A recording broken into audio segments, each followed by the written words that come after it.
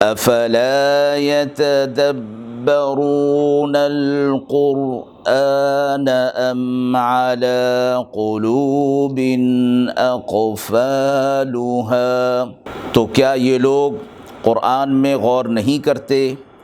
یا دلوں پر قفل لگ رہے ہیں؟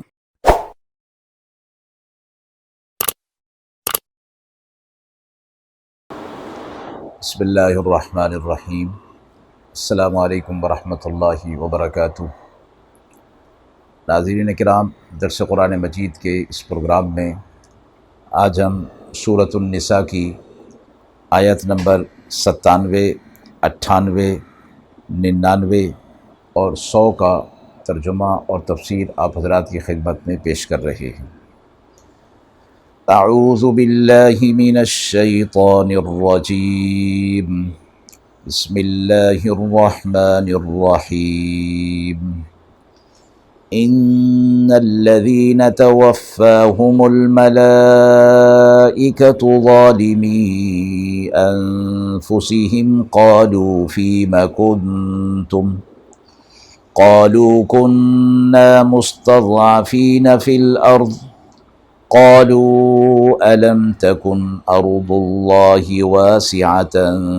فتهاجروا فيها فأولئك مأواهم جهنم وساءت مصيرا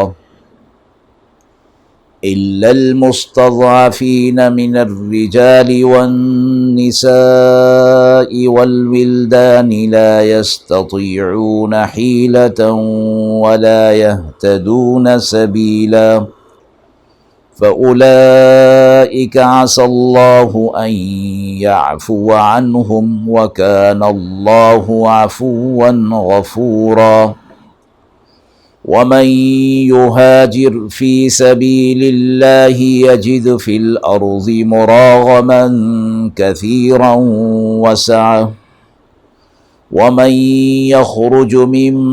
بيته مهاجرا إلى الله ورسوله ثم يدركه الموت فقد وقع أجره على الله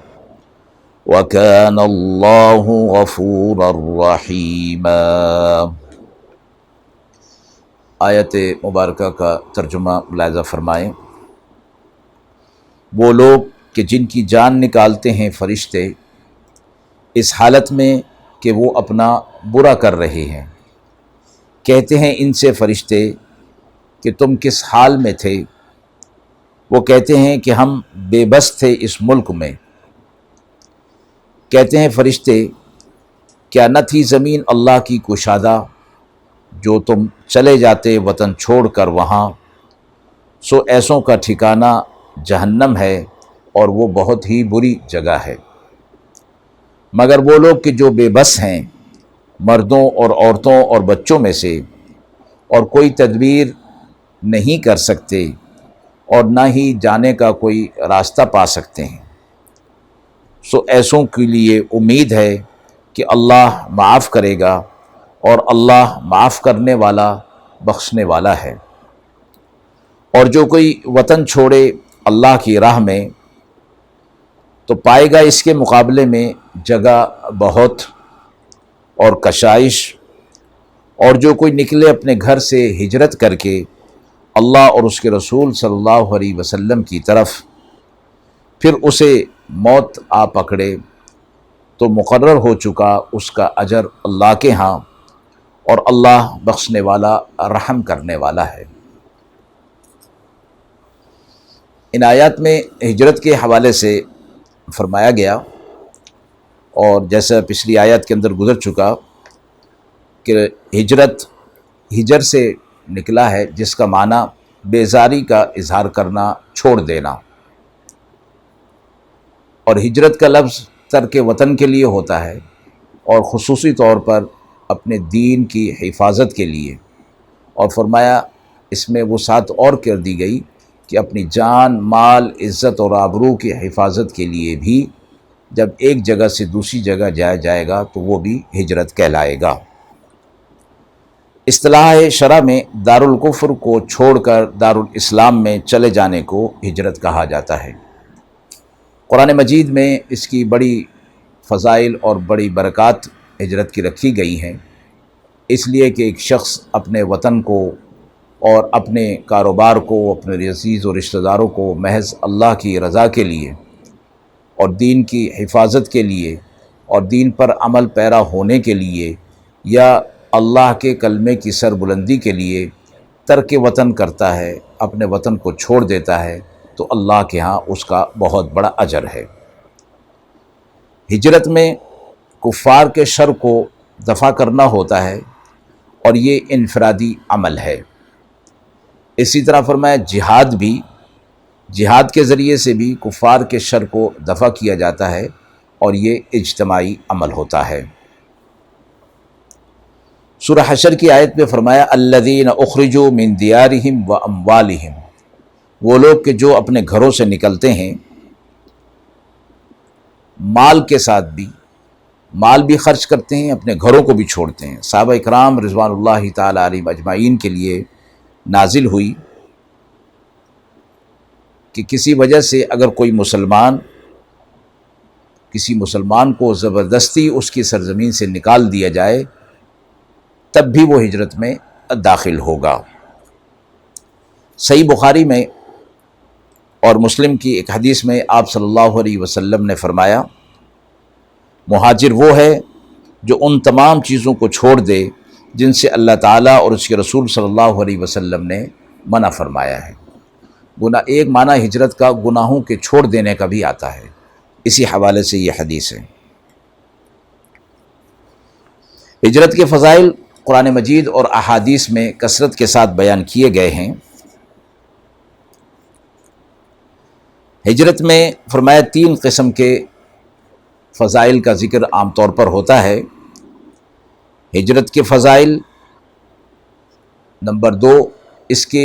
دینی اور دنیاوی فضائل اور برکات، اور تیسرا باوجود قدرت کے دارالکفر سے ہجرت نہ کرنے پر وعید۔ یہ ہجرت کے حوالے سے قرآن مجید میں مختلف آیات میں ان مضامین کو بیان کیا گیا ہے۔ سورہ بقرہ کی ایک آیت میں فرمایا گیا وہ لوگ جو ایمان لائے اور جنہوں نے اللہ کی راہ میں ہجرت کی اور جہاد کیا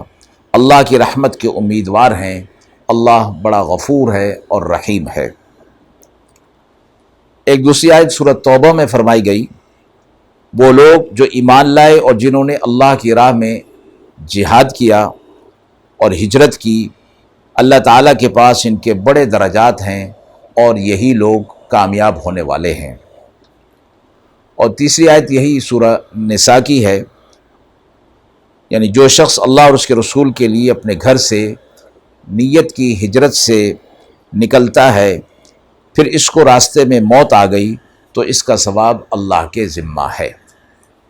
یہ آیت کے اگلے حصے میں فرمایا جا رہا ہے۔ آیت کے ابتدائی حصے میں فرمایا گیا کہ وہ لوگ کہ جو اپنا برا کر رہے ہیں، بری زندگی گزار رہے ہیں، جب فرشتے ان کی موت یعنی ان کی روح قبض کرنے کے لیے آتے ہیں تو ان سے پوچھتے ہیں کہ تم دنیا میں کیسی زندگی گزار رہے تھے؟ تو جواب میں وہ کہتے ہیں کہ ہم دنیا میں بہت تنگ تھے، ہمارے لیے بہت مشکلات تھیں، یعنی وہ اپنا عذر پیش کرتے ہیں۔ تو جواب میں فرشتے ان کو کہتے ہیں کہ اللہ کی زمین وسیع نہ تھی، تم وہاں سے چلے جاتے اور کسی دوسری جگہ پر چلے جاتے، اپنے دین کی حفاظت کرتے، اور خصوصی طور پر کہ جب ہجرت کے فضائل اور اس کی تاکید تمہیں کر دی گئی تھی تو فرمایا جو لوگ ایسا کام کریں گے دنیا کے اندر ان کا ٹھکانہ جہنم ہے اور وہ بہت ہی بری جگہ ہے۔ اگلی آیت میں ایک استثناء دے دیا گیا، ایسے لوگ جو ہجرت نہیں کر سکتے اور انہیں یہ فرمایا گیا کہ وہ بے بس ہیں، استطاعت نہیں رکھتے، چاہے وہ مردوں میں ہوں، عورتوں میں ہوں، بچوں میں ہوں، اور یہ استطاعت کوئی حیلہ کوئی تدبیر نہیں کر سکتے کہ جس کی وجہ سے وہ ہجرت کر سکیں، تو ایسے لوگوں کے لیے اللہ رب العزت کی طرف سے معافی کا وعدہ فرمایا گیا ہے کہ اللہ انہیں معاف فرما دے گا۔ تیسری چیز یہ فرمائی گئی کہ جو کوئی اللہ کی راہ میں جہاد کے لیے یا ہجرت کے لیے نکلتا ہے بشرطے کہ اس کی نیت بھی درست ہو اور پھر وہ اپنی ہجرت کا یہ عمل پورا نہ کر پائے اور راستے میں ہی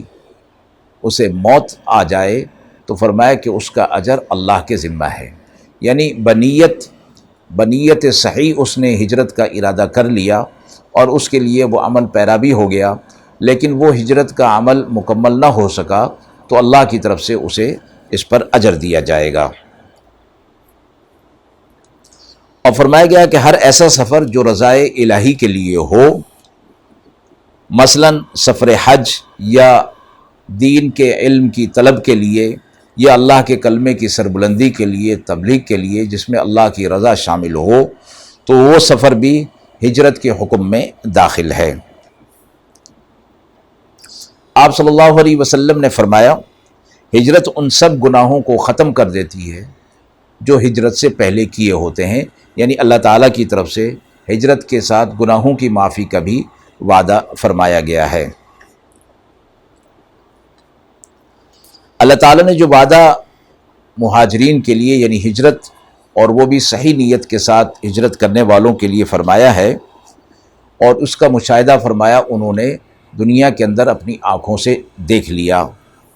اور وہ لوگ جو پریشان حال تھے مکہ میں، اللہ رب العزت نے مدینہ میں وہ ہجرت کر کے آئے، اللہ رب العزت نے انہیں کشائش اور وسعت عطا فرما دی جیسا کہ اللہ کا وعدہ تھا۔ اور فرمایا کہ اس راستے میں موت کا آ جانا، یہ بھی فرمایا کہ اللہ کی طرف سے ایک انعام کی صورت ہے کہ وہ عمل تو پورا نہیں ہوا لیکن اللہ نے اس پر اجر کا وعدہ فرما دیا ہے۔ وآخر دعوانا ان الحمد للہ رب العالمین۔